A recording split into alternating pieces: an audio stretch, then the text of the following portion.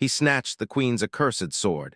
500 years on, it awoke in his grasp. Enraging her Jonah's Leclerc had been many things in his life: treasure hunter, adventurer, and outcast. But nothing prepared him for the moment when his fingers brushed against the cold, ancient blade. The ruins of the planet Zorath were quiet, eerily so, as if the place itself had been abandoned for centuries.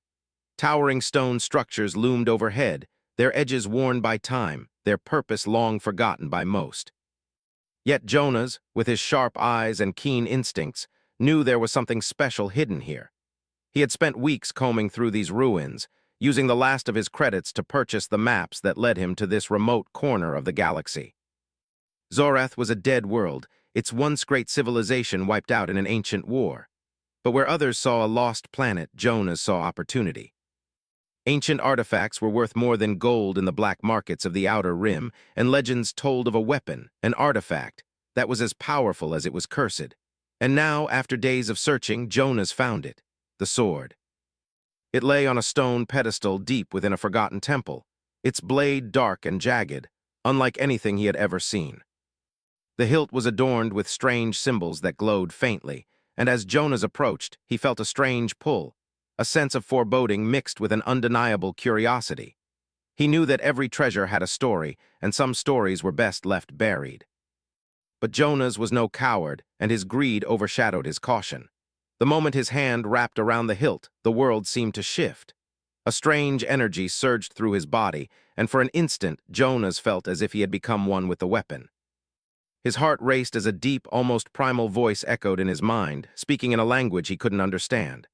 The sword pulsed, and Jonas could feel it, alive, awake, waiting for something. He stumbled back, his heart pounding in his chest, but the sword stayed in his hand. It had chosen him, and that, Jonas realized, was both a blessing and a curse.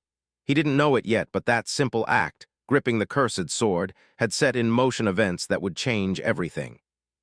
The moment the blade was taken, an ancient consciousness, long dormant, stirred from the depths of time. On the other side of the galaxy, a presence awoke. A queen. Her name was Exhyra, and she had ruled an empire long before humanity ever set foot in the stars. Her reign was marked by power and cruelty, and her weapon, this very sword, was a symbol of her might. But she had been betrayed, and the blade had been taken from her.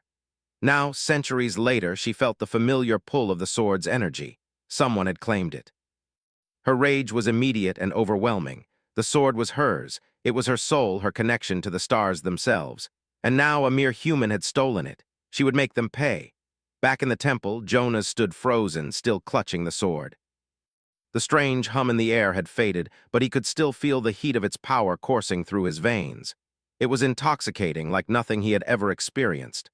The blade was ancient, yes, but it was also incredibly advanced, more than just a weapon. It was a key, a puzzle, and Jonas, always intrigued by mystery, knew that he had to learn more. He left the ruins with the sword in hand, careful not to attract too much attention.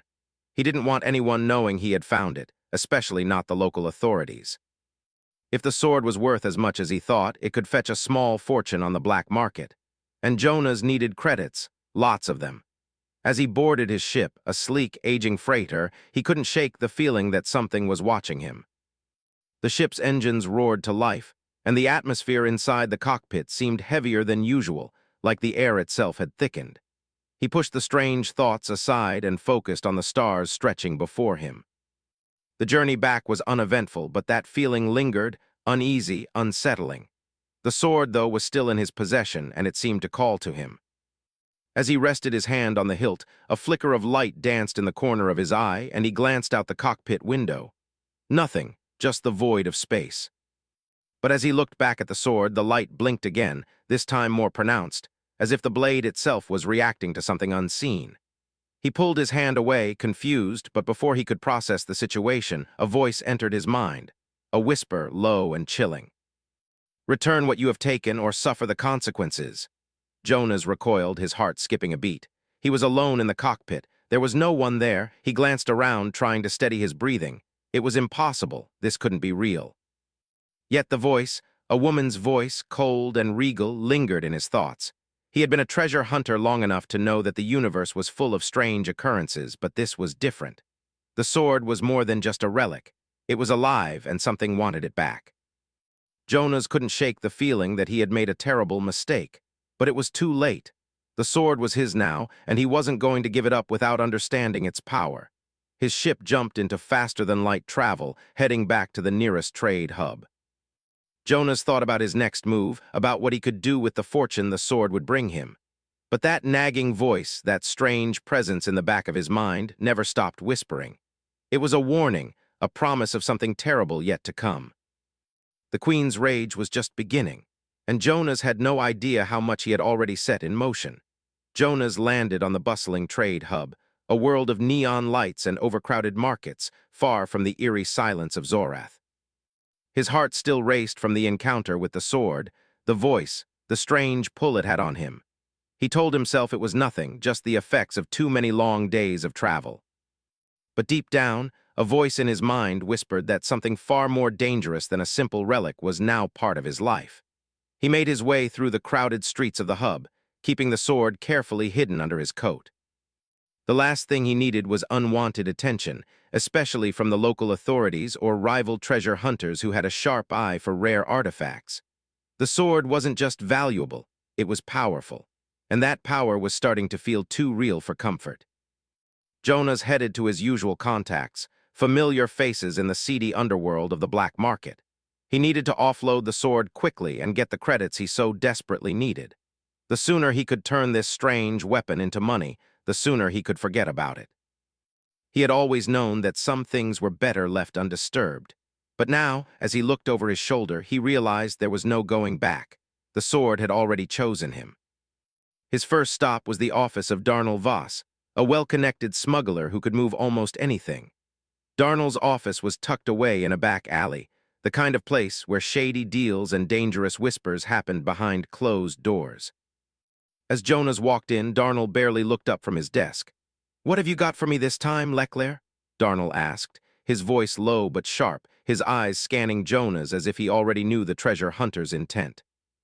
Jonas placed the sword on the desk between them, carefully keeping his fingers away from the blade. There was a strange, almost magnetic force around it, and Jonas could feel it pulling at him, urging him to take hold of it. He fought the urge, setting the sword down with a heavy sigh. Darnell's eyes widened as he looked at the weapon. He leaned forward, his expression shifting from casual disinterest to one of keen interest. "Where did you get this?" Darnell asked, his voice suddenly colder. "Does it matter?" Jonas replied, trying to keep his tone even. "What matters is how much you can get for it. I don't need to know its history. Just give me a fair price." Darnell's eyes flickered over the sword again, a trace of unease passing through his gaze.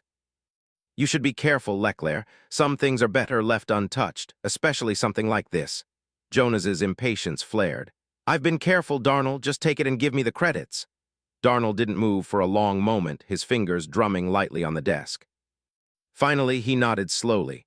"All right, but you'll need to keep a low profile. There's talk of people looking for artifacts like this one. You don't want to be the one holding the bag when they come knocking."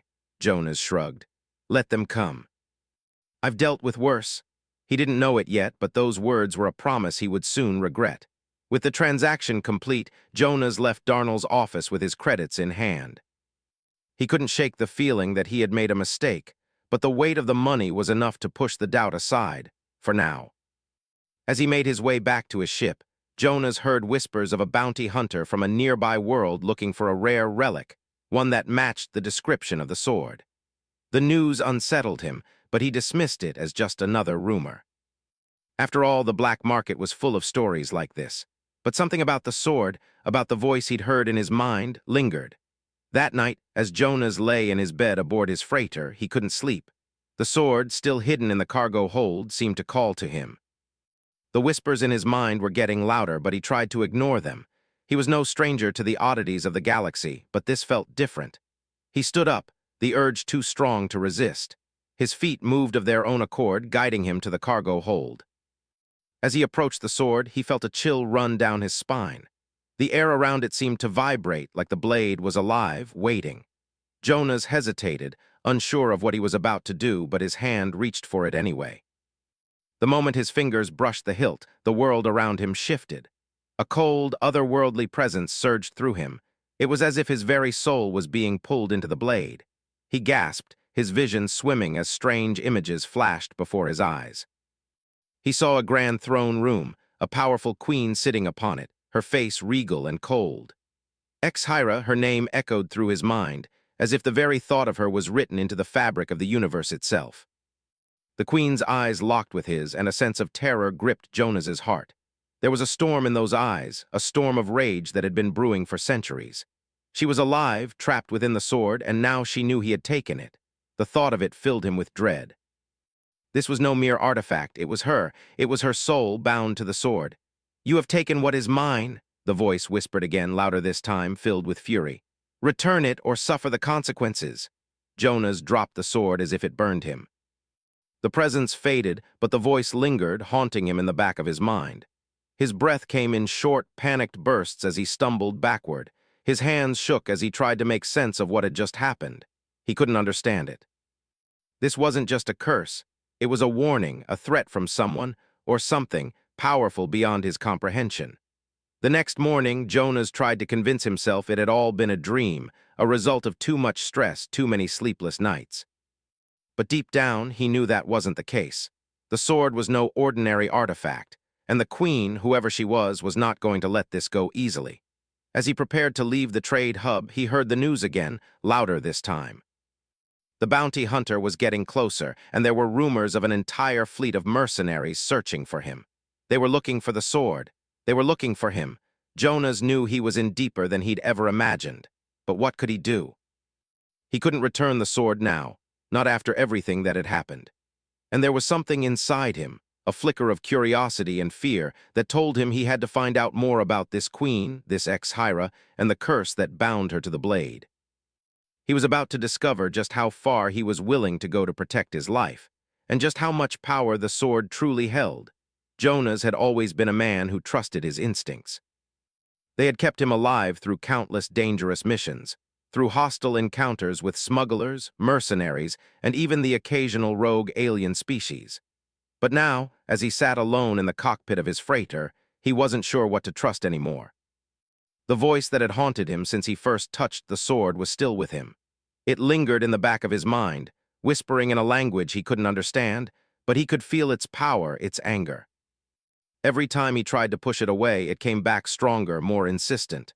"Return what is mine," it commanded. "You cannot escape what you have awakened." Jonas had tried to ignore it. He had tried to convince himself that it was just his mind playing tricks on him, that the sword was nothing more than an ancient relic, a piece of history. But the longer he kept it, the more he realized that it wasn't just the sword that had power. It was something else, something that was tied to it, bound to it, something ancient and terrifying. He had come to the conclusion that he couldn't keep running. If he was ever going to rid himself of this curse, he would have to confront it. And so, with a heavy heart, he set course for the one place that could hold the answers. The ruins of Exhyra's empire, the queen whose sword had once been her greatest weapon. The journey was long, and as Jonas traveled further into the forgotten corners of the galaxy, the presence within the sword only grew stronger. The air around him seemed to thrum with energy, and sometimes when he glanced at the blade, he could swear it was moving, shifting, like it was alive, waiting for something. By the time he arrived at Exhyra's homeworld, Jonas's nerves were on edge. The planet, once a beacon of power and grandeur, was now a desolate, barren wasteland. The surface was scarred by ancient battles, the ruins of once mighty cities now reduced to dust. The Queen's empire had crumbled long ago, and with it, the hope of any future for this world. Jonas landed his ship in the remains of what appeared to be a grand palace, its towering spires now nothing more than broken skeletons of stone. As he stepped out into the dust-choked air, a feeling of dread washed over him. This place felt wrong, as if it were haunted by something far beyond the reach of time. He could feel the sword pulling him again, urging him forward, as if it knew what he was about to do. His fingers tightened around the hilt, but he resisted the urge to draw it. This was not the time for that. He needed answers, not more danger. The ruins were vast, and as Jonas explored, he found remnants of a civilization that had once been unimaginably advanced. Strange technology lay scattered throughout the ruins, some pieces still humming with energy, while others were completely still. It was as though the Empire's knowledge had been frozen in time, locked away in a tomb of broken stone. Jonas ventured deeper into the heart of the ruins, following an ancient map he had acquired from a merchant who had claimed to have knowledge of the queen's downfall. The map led him to a hidden chamber, buried beneath the rubble of what had once been a grand hall. There he found what he had been searching for, a door, intricately carved with symbols he recognized from the sword's hilt.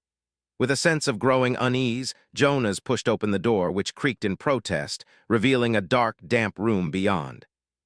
Inside, the walls were covered in more symbols, and in the center of the room stood a stone pedestal, much like the one on Zorath, but this time there was no artifact, no sword. Instead, there was a crystal glowing faintly with an eerie light. Jonas approached it carefully, his heart pounding in his chest. As he reached out to touch it, a voice filled the room, cold and commanding. "You have come, human." Jonas froze. The voice was unmistakable. It was Exhyra's voice, the same voice that had haunted him since he first touched the sword. "You seek answers, but you will find only the truth of your doom." Jonas stepped back, his mind racing. "Exhyra," he whispered, his voice barely audible in the heavy silence. "I don't want your sword. I want to know how to stop this. I want to undo what I've done." The queen's voice laughed, low and mocking. "You cannot undo what has already been set in motion.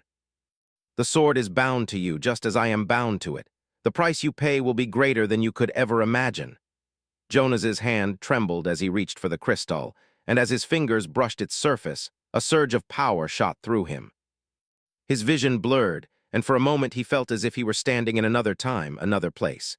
He saw Exhyra not as a ghost or a memory, but as she had once been.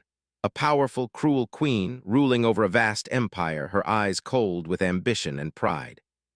She was not just a ruler, she was a conqueror, determined to bend the universe to her will. But there was something else in her eyes, something darker. A thirst for immortality, for eternal power that had driven her to the creation of the sword. The images shifted, and Jonas saw the day of her downfall. The sword was taken from her, and in her desperation to keep it, Exhyra had done something terrible, something that had led to the destruction of her empire and the ruin of her people. Her obsession with the sword had consumed her, and now, centuries later, she was trapped within it, bound by the very thing she had sought to control. As the vision faded, Jonas stumbled back, his mind reeling from what he had seen. He now understood the truth of the sword. The queen had made a terrible bargain with dark forces, and in the end it had destroyed her. The sword was her soul, trapped in a prison of her own making. "You have seen the truth," Exhyra's voice echoed, now filled with a bitter sadness. "You will never be free of me, human, not until the sword is returned to its rightful place." Jonas's heart sank as he realized what he had to do. He couldn't escape this. He couldn't undo the past. The only way to break the curse, to free himself from the queen's wrath, was to return the sword to its rightful place. But where? And how? The answer came to him slowly, like a creeping realization. The sword was part of Exhyra's legacy, part of her very being. The only way to end her torment, to free her soul, was to destroy the sword once and for all. But doing so would not be easy. The power that had bound her to the blade was ancient, and it was not going to let go without a fight. Jonas knew that the queen's rage would follow him wherever he went. She would not rest until she had reclaimed what was hers, and as long as the sword existed, she would haunt him, tormenting him with her fury. With a deep breath, Jonas turned away from the pedestal and made his way back to his ship. The journey ahead would not be an easy one. He would have to face the queen, face the sword's terrible power, and somehow find a way to destroy it. But Jonas was no stranger to danger. And he wasn't going to let fear control him now. He had a mission. And this time he wouldn't stop until it was finished. Jonas sat in the cockpit of his freighter, staring out at the black void of space, his mind racing. The weight of what he had just learned, of the truth about Exhyra and the sword, pressed down on him. There was no escape from the curse, no easy way out. The queen's power, her anger, had bound them both together, and as long as the sword existed, Jonas knew he would never be free. His hands tightened on the controls as he steered the ship toward his next destination, the one place where he could find a way to destroy the sword once and for all. The ruins of Exhyra's empire had given him some answers, but not all of them. There was still something he needed to understand about the sword's power, something hidden deep within its history. He had to destroy it. There was no other option. But where could he do that? Where could he find the strength to overcome the sword's dark power? The voice of the queen, Exhyra, still echoed in his mind. "You will never be free of me, human." Her words were filled with a cruel certainty. She had trapped herself in the sword, and now she was determined to drag him down with her. As Jonas navigated through the stars, he thought about what he had seen in the ruins. The fall of Exhyra's empire, her relentless pursuit of immortality, and the terrible cost of her obsession. The sword had once been her greatest weapon, her soul bound to it, and now it was a prison holding her in a state of eternal torment. Jonas knew that the only way to end this was to return the sword to its rightful place, back to the heart of the ruined empire, to the place where it had all started. But he had no idea how he was supposed to do that. Destroying the sword wasn't going to be easy. It was more than just a weapon, it was part of Exhyra herself. To destroy it meant to destroy her, and Jonas wasn't sure if he was ready for that. But the more he thought about it, the more he realized there was no other choice. He had taken the sword, and he had awakened the Queen's wrath. Now he had to face the consequences. His thoughts were interrupted by a sudden beep from the ship's console. A warning light flashed on the screen, indicating an incoming transmission. Jonas frowned, hesitating before answering. He wasn't in the mood for distractions, but something told him this message was important. The screen flickered to life, and a figure appeared before him, a tall, armored man with a scarred face and a cold, calculating expression. His eyes were hidden behind a visor, but Jonas could feel the intensity of his gaze. "Jonas Leclerc," the man said, his voice low and steady. "I have been searching for you." Jonas's heart skipped a beat. He recognized the figure immediately, the bounty hunter. The one who had been tracking the sword, the one who had been hunting him since he first took it. "I know what you've done," the bounty hunter continued. "You've taken something that doesn't belong to you, and now you must pay the price." Jonas's hand hovered over the controls, his instincts screaming at him to cut the transmission and run. But he knew it was pointless. The bounty hunter had found him, and there was nowhere left to hide. "I'm not here to kill you," the bounty hunter said, surprising Jonas. "Not yet, at least. I'm here to offer you a deal." Jonas frowned. A deal? He didn't trust this man, didn't trust anyone who had been hunting him for so long, but he had no choice but to listen. "What kind of deal?" Jonas asked cautiously. "The sword," the bounty hunter said. "I know you have it, and I know what it is. I can help you destroy it, but you'll have to work with me." Jonas's heart raced. This was unexpected. The bounty hunter, the very man who had been chasing him across the stars, was offering to help him. It didn't make sense. But then again, nothing about this situation made sense. "Why would you help me?" Jonas asked. "You've been hunting me for weeks." The bounty hunter's voice remained steady, unwavering. "Because I know what the sword is, I know what it can do. And I know that if we don't destroy it, it will destroy us all." Jonas's mind raced. The bounty hunter's words were chilling. If they didn't destroy the sword, it wouldn't just be Jonas and Exhyra who suffered. The entire galaxy could be at risk. The power of the sword, of the Queen's soul bound to it, was far greater than anything Jonas had imagined. For the first time, he felt a flicker of hope. Maybe, just maybe, there was a way out of this. But he wasn't about to trust the bounty hunter completely. He had his own reasons for wanting the sword destroyed, and Jonas didn't know if they aligned with his own. "What do you want in exchange?" Jonas asked warily. The bounty hunter didn't hesitate. "I want the sword. Once it's destroyed, it's mine. I have my own plans for it." Jonas narrowed his eyes. The bounty hunter wanted the sword? That didn't sit right with him. The sword had caused nothing but pain and chaos, and he wasn't about to hand it over to someone who might want to use it for their own gain. "I don't think so," Jonas said firmly. "I'll destroy it, but I won't give it to you. I won't let anyone else fall victim to its power." There was a long pause before the bounty hunter spoke again. "You're a fool if you think you can destroy it alone," he said, his voice colder now.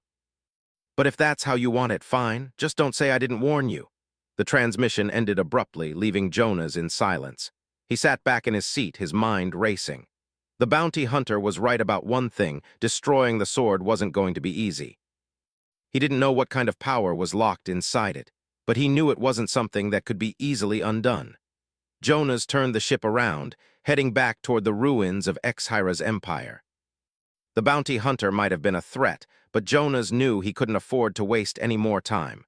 The sword needed to be destroyed, and he was the only one who could do it. As he neared the planet, the weight of his decision pressed down on him. This wasn't just about the sword anymore. It was about everything Exhyra had left behind: the empire, the people, the legacy of her rule. It was about ending the curse once and for all, no matter the cost. Jonas landed the ship near the ruins, the place where it had all started. The air was thick with dust, and the ruins stretched out before him, a testament to the power and destruction that had once been. He stepped out of the ship, the sword still at his side, its presence heavier than ever.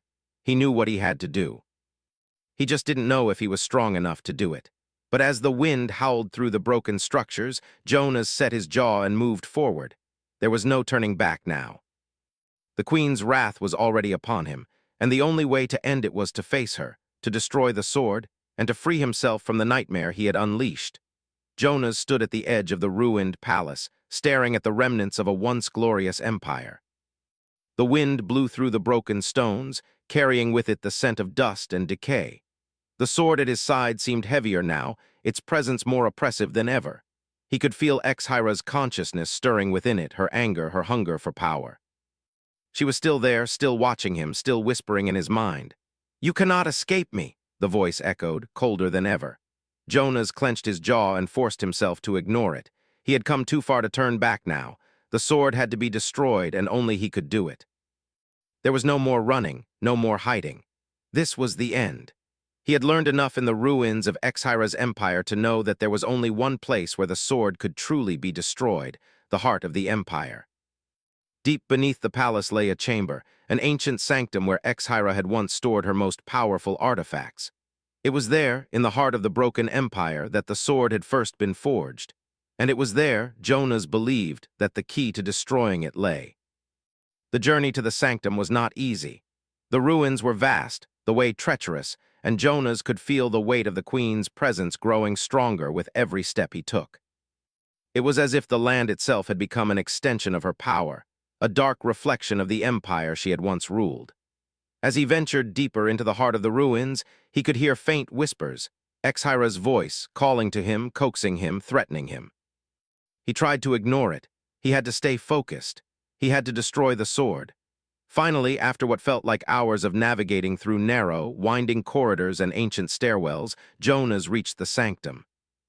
The door was massive, made of some kind of metal that seemed to shimmer in the dim light. It was engraved with intricate symbols, ancient and foreboding. Jonas could feel the energy radiating from it, a power that seemed to hum with life. The door was sealed, but Jonas didn't hesitate. He placed his hand on the surface, and the sword in his belt seemed to pulse in response, as if it recognized the place. With a deep breath, Jonas pushed against the door.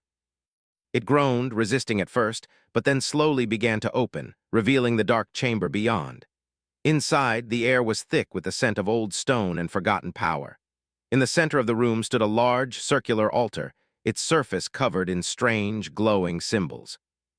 Surrounding the altar were more artifacts, mysterious objects, each one radiating a faint, eerie glow. But Jonas's eyes were drawn to the center of the room, to the pedestal that stood before the altar.